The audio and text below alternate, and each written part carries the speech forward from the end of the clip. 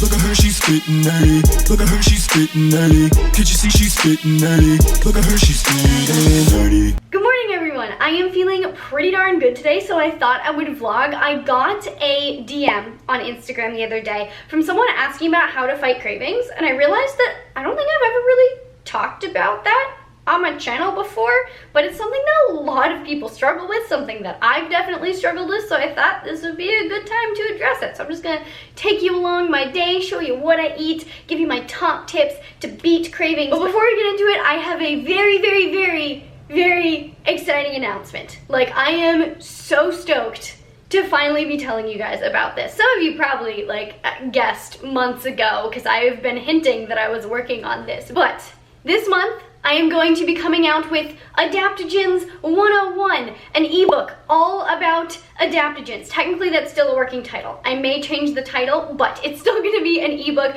about adaptogens. And I have been working on this since probably February. Hundreds of hours have gone into it. I made an effort to answer each and every single individual question that you guys have ever asked me about adaptogens. So the first half of the ebook is a deep dive into the science behind adaptogens. It goes into what science there is and the studies that do support some of the benefits that are purported about adaptogens, and then where the science is also lacking because adaptogens aren't some of the most studied substances, so there are a lot of gaps in the research. So I go into both. I don't just say, here are all the positive studies and ignore all the stuff that, isn't really supportive. So that goes into what adaptogens are. There's an FAQ about adaptogens, and then I break down my top favorite 20, I think I ended up with 18 different adaptogens, their different benefits, the science behind each, etc. And then the second half of the ebook is a bunch of different recipes. And this is the part that, well, no, I'm actually excited about both halves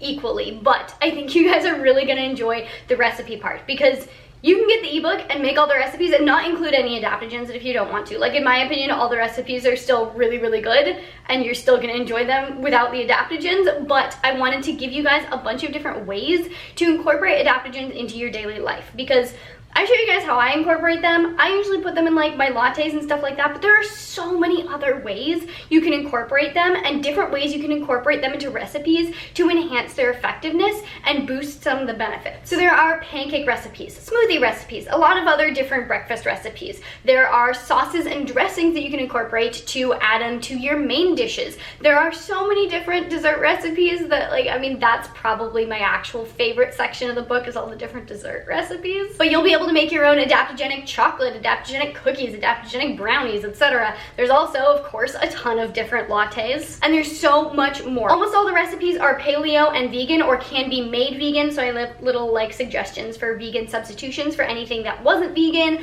Everything is gluten-free, dairy-free. It's all based on whole foods, and I also made an effort to make sure the ingredients other than the adaptogens weren't crazy ingredients that are going to be super expensive that are going to rack up a huge grocery bill. I wanted everything, all the basic recipes to be super simple because adaptogens are exotic enough in themselves. You don't need a bunch of other crazy ingredients in there. So that will be coming out mid-September. I don't have an exact release date yet, but mid-September-ish, so in just a few weeks. So if you have any questions about it, what's included, what the recipes are etc., let me know down in the comments below and I will let you know so that you know if you want to buy it. I put so much time and effort into this. It's been a huge project. It's been a little passion project of mine, and I am just so excited for it to finally be out there for you guys to have access to it. So, yay! I can't believe I'm finally telling you guys. But anyway, that's that. That's what I've been working on the last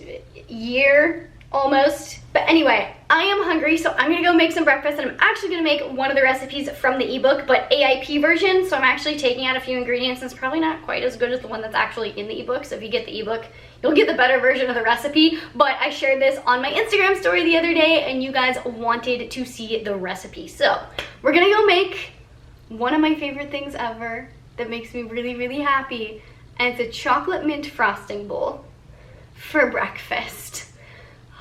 It's amazing. Let's do this. So the ingredients for this are pretty darn simple. Just a white sweet potato or any color sweet potato, doesn't matter, but I like the flavor for this better. I'm probably gonna use about half of this, and then half of an avocado, a couple dates. Last time I made this with like 4 or 5 dates, and that was a little bit too much, so I'm gonna go with 3 this time.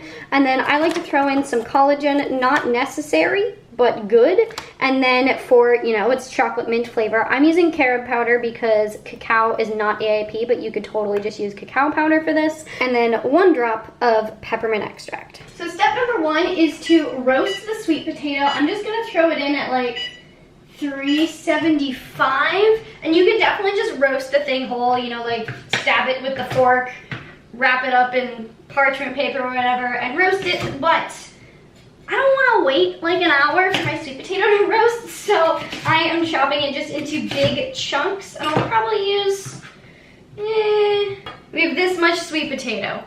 That's not an exact measurement, it's 2 handfuls of sweet potato. And you know what, I am impatient, so I am increasing the temperature to 400. It won't be quite as like good and creamy, because it'll be a little bit like more tough and cooked, but I don't care. I want my food. The most delicious oil to cook this with would be coconut oil, but I am currently not eating coconut, so I'm using avocado oil. Just gonna brush it. I'm just gonna pop this in there for like 30 minutes and then check on it and see how it's doing. You should be able to just stab it through with a fork and have the fork just sink straight into the sweet potato. This avocado is not ripe.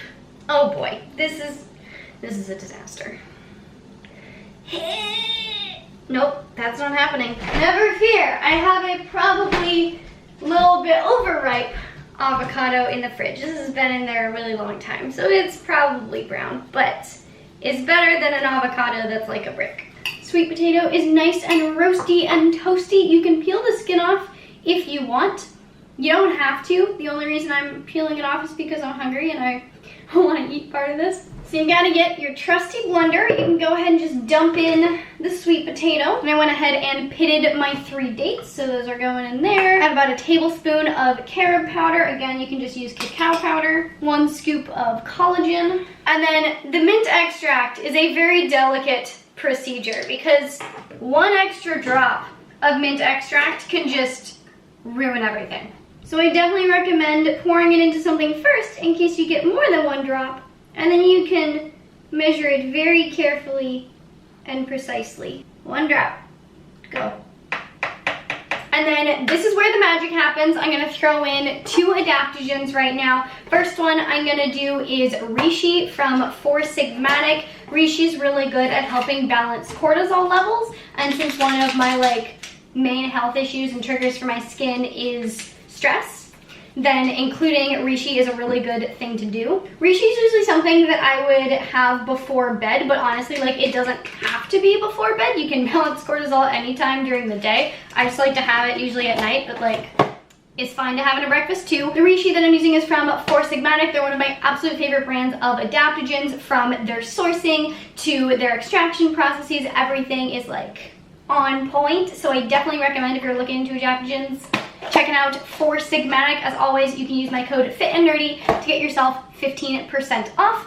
And then I'm also gonna add in a little bit of Hisho Woo. Hisho Woo is really good at boosting skin health, longevity, things like that. You know, my skin hates me, so figure might as well throw some Hisho Woo at it. And then that should be just about it. Now we just blend. It's all blended, just gotta do a little taste test.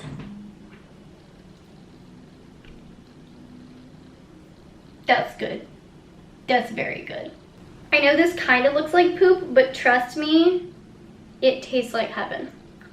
Now that breakfast is out of the way, I'm getting ready to go to the one and only Source Cafe to get some work done. I'm actually gonna go proofread the adaptogenic ebook to make sure everything is perfect for you guys. I'm trying to make an effort to get out of the house more, just to, you know, get some fresh air and not be stuck in my house all the time because it's a little bit sad. So yeah, Source Cafe bound. And in case anyone is wondering, I got this dress from Urban Outfitters not too long ago. I'm a big fan. It's fun. The back is cool and open. I got it A because I wanted something to wear on vacation, and B because when I put it on, I just felt really good in it. And lately, I've just been feeling kind of not great about my body. You know, I'm leaner than I've been in a really long time, which is fantastic.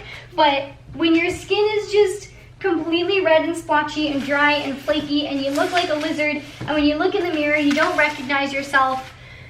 That is difficult. You know, it makes me not feel super great about myself sometimes. Something that fits me nicely, that kind of, it covers most of my skin issues, so if I look at myself in the mirror, I can still like see myself and appreciate my own body, and it fits well, and it generally makes me feel kind of good about myself. So I got the dress. I'm not usually one to buy new clothes. I hate spending money, but it was necessary for my mental health. Okay, I promised you guys some tips on cravings, so let's talk about cravings. Tip number 1 is to have balanced meals, particularly meals with a good source of healthy fat and protein. Fats and proteins are so good for keeping you satiated and staving off hunger for a lot longer than a meal that is purely carbs. If you were to have just like a pure fruit smoothie, that's really not gonna do much in the way of staving off cravings. Whereas if you add a good source of healthy fat and protein to it, it's gonna keep you a lot more full for a lot longer. Tip number 2 is to eat a nutrient-dense diet, focusing on whole, unprocessed foods.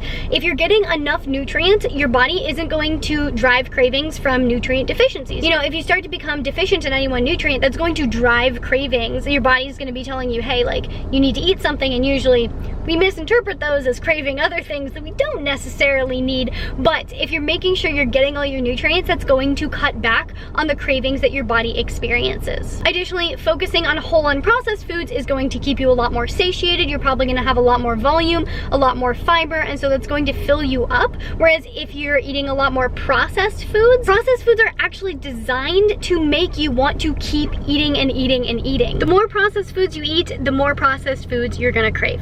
The next tip is to eat bigger portion sizes if you need to. Eat until you're satiated. If that takes 400 calories, that's fine. If that takes 1,000 calories, that's totally fine. I personally find that I do not feel satiated unless I eat like 700 to 1,000 calories. And for me, nothing drives cravings harder than only eating like 75% of what I should have to feel satiated. If I don't feel satiated at the end of the meal, I have insane cravings for the rest of the day until I get to the point where I feel satiated. Tip number 4 is to keep healthy snacks in your house and keep the less healthy, more processed snacks out of your house. This way, if you have a craving for like chips or cake or something and it's not in your house and you have healthy snacks on hand, if none of those healthy snacks sounds good to you, you're not hungry, you're just having a craving. If you are hungry, then you can dive into your healthy snacks. One of my personal favorites is just like sliced apples with cinnamon. Oh my God, that was one of my staples in college. Also love like carrots and hummus, other veggies and hummus,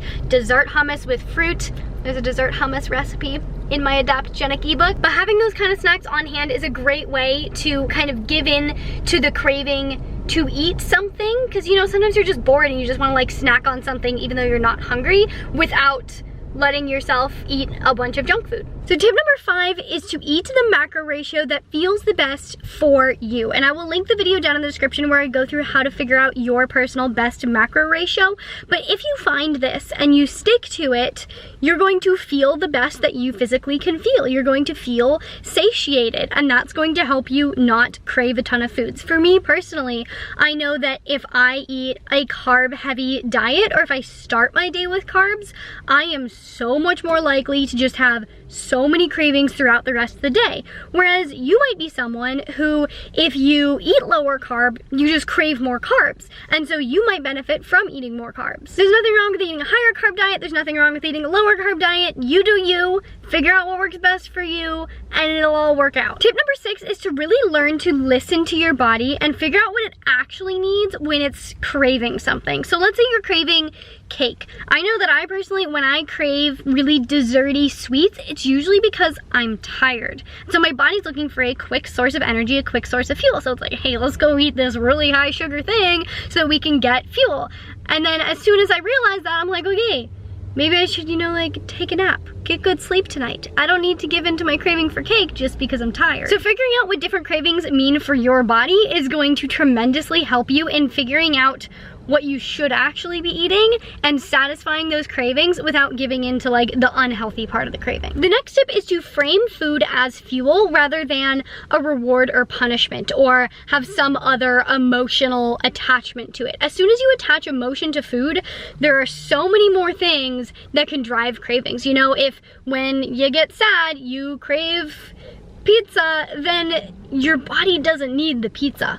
It's an emotional craving. And so learning to deal with that, or being able to get rid of emotional cravings by seeing food as fuel, is going to help a lot. So tip number 8 is, if you genuinely are not hungry and it's just a craving, like if you're hungry, please do eat. I should have said at the beginning. If you're hungry, if it's not just a craving, go eat food. But if you know you're not actually hungry and you have a craving for whatever reason, just get up and go do something productive. Go for a walk. Go do your homework. Do something that distracts you from your craving. And if you're doing something productive, you'll also get that reward center in your brain firing for like feeling productive, and so that can actually help satisfy that craving. Tip number 9 is also about your perspective when it comes to food, how you frame your choices in your head. A lot of people go wrong when they frame things as black and white, as can and can't, as there's this rule that is preventing them from being able to do something. And when, you know, if you're told you can't do something, what's the first thing you want to do? You want to do it. So if you're telling yourself, no, I cannot eat this cake, or I cannot eat this pizza, or I can't eat X number of calories, you're gonna drive your body to want to do that. If you can instead look at it as though you're choosing to do things and not to do things,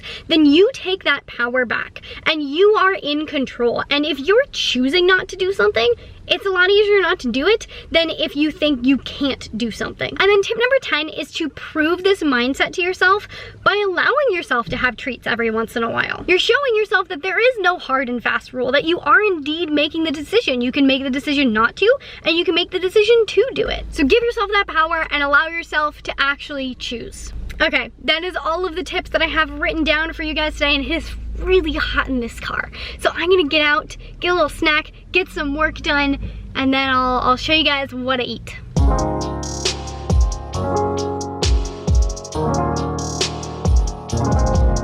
So I ended up making my own thing off the menu to make it AIP. I ended up getting avocado toast but on yam, and I got rid of like half the toppings that usually come on. But I've gotten this twice before, and it's one of my favorites. It's so good.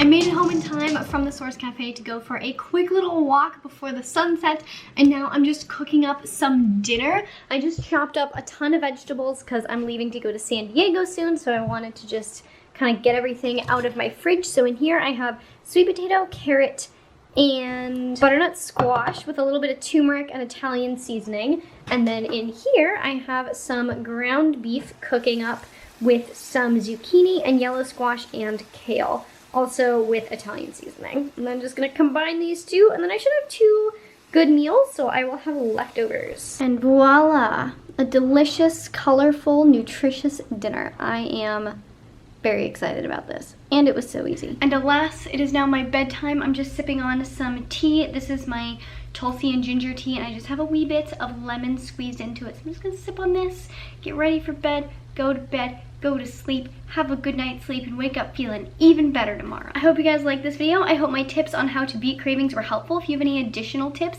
definitely leave them down in the comments below. And I also hope you're just as excited as I am for the release of Adaptogens 101 in mid-September. If you give the mint chocolate frosting bowl a try, let me know how that goes. In the meantime, if you like this video, please do give it a big thumbs up, because it really does support me and my channel, and I really genuinely appreciate it. If you want to see more videos from me all about beating hunger when you're in a cut and fat loss, you can check those out over here. Please share this video with your friends, your family, your neighbors. If you want to see future videos from me, make sure you hit that subscribe button and the little notification bell so you get notified when I post them, and I will see you very soon. Bye.